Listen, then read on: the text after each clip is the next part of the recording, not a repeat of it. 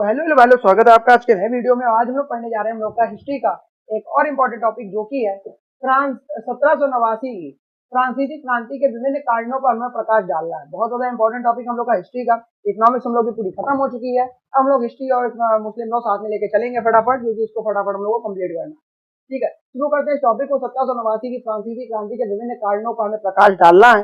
और परिचय जिसका है कि 1789 की जो फ्रांसीसी क्रांति थी, यानी फ्रेंच रेवोल्यूशन भी कहते हैं इंग्लिश में, विश्व इतिहास की एक सबसे प्रभावशाली और ऐतिहासिक घटना थी। 1789 की जो फ्रांसीसी क्रांति थी, जिसे हम लोग फ्रेंच रेवोल्यूशन भी कहते हैं, विश्व इतिहास की एक सबसे प्रभावशाली और ऐतिहासिक घटना थी, जिसने न केवल फ्रांस की राजनीतिक, सामाजिक और आर्थिक व्यवस्था को बदल डाला, बल्कि समस्त यूरोप और विश्व के कानूनी, संवैधानिक और लोकतांत्रिक विकास को भी गहरा प्रभाव दिया। मतलब जो 1789 की फ्रांसीसी क्रांति थी, वो इतिहास की सबसे प्रभावशाली और ऐतिहासिक घटना थी, जिसने न केवल फ्रांस की नई राजनीतिक, सामाजिक और आर्थिक व्यवस्था को बदला, अपितु अपितु उसने पूरे विश्व और पूरे यूरोप की कानूनी हो गई, संवैधानिक और लोकतांत्रिक विकास को भी क्या करा, गहरा प्रभाव दिया। इस क्रांति की शुरुआत 1789 में हुई थी, और यह 1799 में नेपोलियन बोनापार्ट के सत्ता में आने तक चली। इस क्रांति की जो शुरुआत थी वो 1789 में हुई थी, और यह 1799 में जब नेपोलियन बोनापार्ट सत्ता में आया था, उसके आने तक यह चली थी। क्रांति का मुख्य यह नारा था कि लिबर्टी, इक्वलिटी और फ्राटर्निटी। ध्यान रखना, बहुत ज्यादा इंपॉर्टेंट है ये नारा। फ्रांसीसी क्रांति का मुख्य नारा क्या था? लिबर्टी, इक्वलिटी और फ्राटर्निटी, यानी स्वतंत्रता, समानता और बंधुत्वता। समझ में आ गया? आगे चलो।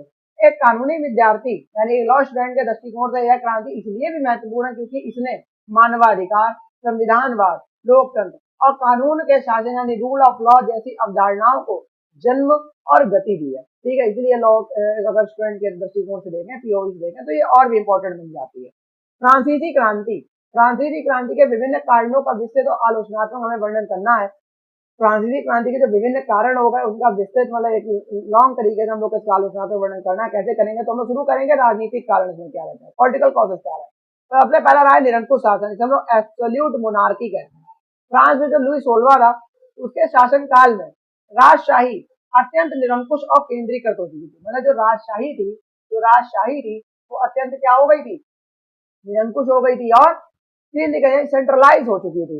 राजा को ईश्वर का प्रतिनिधि माना जाता था। राजा को क्या माना जाता था? ईश्वर का प्रतिनिधि माना जाता था। आसाराम की तरह, जैसे आसाराम को ईश्वर का प्रतिनिधि लोग बाबाओं को मान लेते हैं, उसी प्रकार से समय राजा को भी ईश्वर का प्रतिनिधि माना जाता था। और वह अपने आप को कानून से ऊपर समझता था। और वह अपने आप को क्या समझता था? कानून से ऊपर समझता था। न्याय व्यवस्था का पालन, न्याय व्यवस्था का पतन। न्याय व्यवस्था का पतन कैसे? न्याय केवल धनी और विशेषाधिकार प्राप्त वर्गों के लिए था। न्याय केवल क्या था? जो धनी और जो जिन्हें विशेषाधिकार प्राप्त है, उन्हीं वर्गों के लिए जस्टिस था। आम जनता के लिए न्याय सुलभ बिल्कुल भी नहीं था। जो जस्टिस था वो आम जनता के लिए बिल्कुल भी सुलभ नहीं था। कानून मनमाने और भेदभावपूर्ण थे, और रूल ऑफ लॉ के सिद्धांत के खिलाफ थे। जो कानून थे या जो लॉ थे या रूल्स थे, वो सब क्या थे? मनमाने थे और भेदभावपूर्ण थे। अमीरों के लिए अलग कानून, गरीबों के लिए अलग कानून।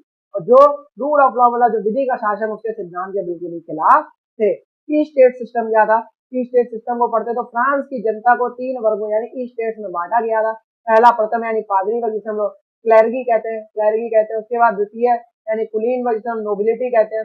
तृतीय जैसे आम जनता यानी कि कॉमनर्स, जिसे 98% जनसंख्या जिसमें थी, वो तृतीय था आम जनता। पहले आता था पादरी वर्ग, जो लोग क्लैरिगी कहते थे। दूसरा आते थे कुलीन वर्ग, जिसे नोबिलिटी कहते थे।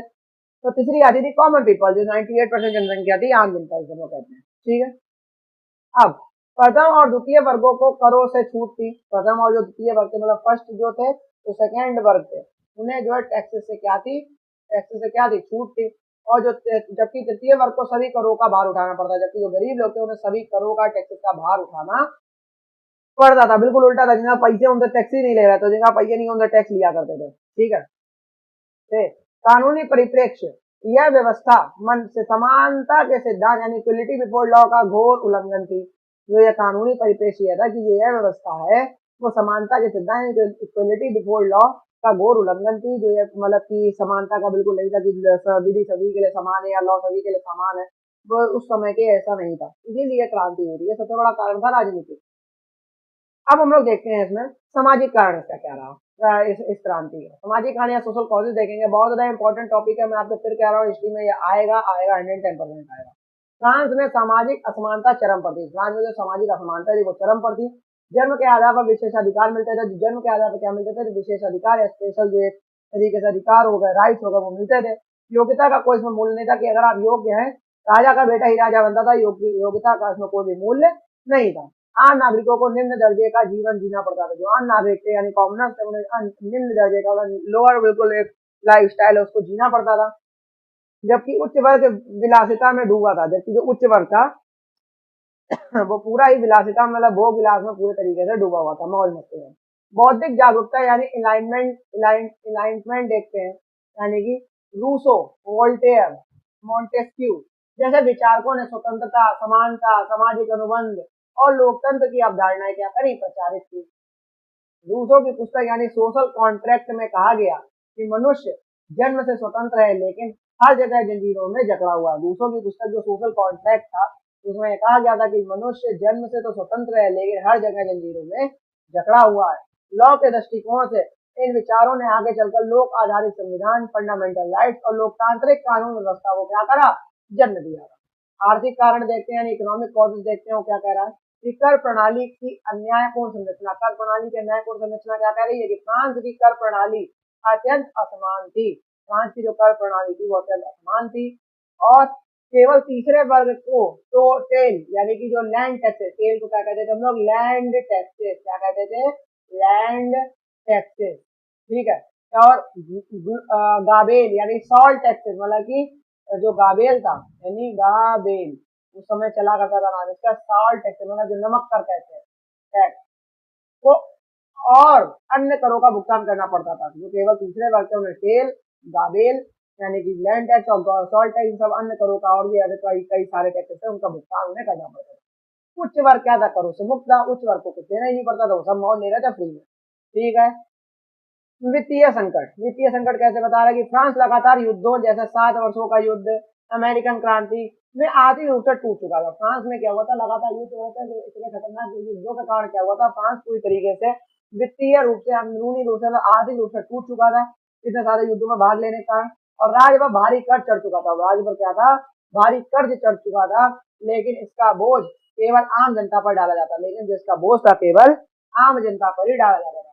खाद्यान्न संकट देखेंगे तो 1787 और 88 में खराब फसलों के कारण खाद्य संकट उत्पन्न हुआ था। 1787 और 88 में जो खराब फसलों के कारण क्या हुआ था? खाद्य संकट उत्पन्न हुआ। रोटी जैसी सामान्य वस्तुएं आम लोगों की पहुंच से बाहर हो गई। रोटी जैसी जो सामान्य वस्तुएं थी वो आम लोगों की पहुंच से बाहर हो गई। भूख और महंगाई ने जनता को विद्रोह के लिए प्रेरित किया था। भूख और महंगाई ने क्या करा था? जनता को विद्रोह के लिए प्रेरित किया था। कानूनी दृष्टिकोण देखेंगे तो ऐसी विषमता और आर्थिक शोषण सामाजिक न्याय के सिद्धांत के विरुद्ध था।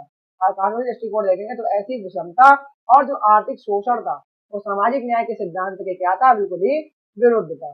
प्रशासनिक और न्यायिक अराजकता देखते हैं तो एडमिनिस्ट्रेटिव और जुडिशियल इनएफिशिएंसी देखेंगे तो नौकरशाही का भ्रष्टाचार यानी अफसरशाही भ्रष्ट थी। अफसरशाही क्या थी? भ्रष्ट थी। पद पैसों से खरीदे जाते थे। पद क्या थे? पैसों से खरीद लिए जाते थे। अफसरशाही बिल्कुल भ्रष्ट थी और पद जो थे पैसों से खरीदे जाते थे उस समय पे। और गरीब और मध्यम वर्ग को कोई प्रशासनिक सुविधा नहीं मिलती थी। जो गरीब और जो मध्यम वर्ग था उसको कोई भी प्रशासनिक सुविधा नहीं मिलती थी। न्याय प्रणाली जटिल और पक्षपाती थी। न्याय प्रणाली क्या थी? जटिल थी और पक्षपाती थी। न्याय केवल न्याय केवल क्या था? कुलीनों के लिए था। न्याय केवल क्या था? कुलीनों के लिए था, मतलब उच्च वर्गों के लिए था। आम व्यक्ति अदालत तक पहुंच ही नहीं पाता था। जो आम व्यक्ति था वो अदालत तक पहुंच भी नहीं पाता था। कानूनों की कोई एक रूपता नहीं थी। कानूनों की कोई भी क्या थी? एक रूपता नहीं थी, एक जैसा रूप नहीं था। हर क्षेत्र में अलग कानून होते थे। हर क्षेत्र में अलग कानून होते थे। हर इंसान के लिए अलग कानून होते थे। अमीरों के लिए अलग कानून, गरीबों के लिए अलग कानून। इक्वलिटी बिफोर लॉ बिल्कुल भी नहीं थी। Rule of law, due to process of law और एक्सेस ऑफ जस्टिस जैसे आज के कानूनी सिद्धांत वहां क्या थे? अनुपस्थित थे। ठीक है। आगे चलते हैं हम लोग। आगे देखेंगे तो लुई 16वां का असफल नेतृत्व रहा। जो फेलियर ऑफ लुई 16 लीडरशिप, यानी लुई 16वां कोई दूरदर्शी नेता नहीं थे। जो लुई 16 थे वो कोई दूरदर्शी या लॉन्ग विजनरी कोई नेता नहीं थे। वे कोई ठोस सुधार लागू नहीं कर सके। रानी मैरी एंटोनेट की विलासिता ने जनता को और उकसाया। जो रानी मैरी जो एंटोनेट थे उनकी विलासिता ने जनता को और उकसाया।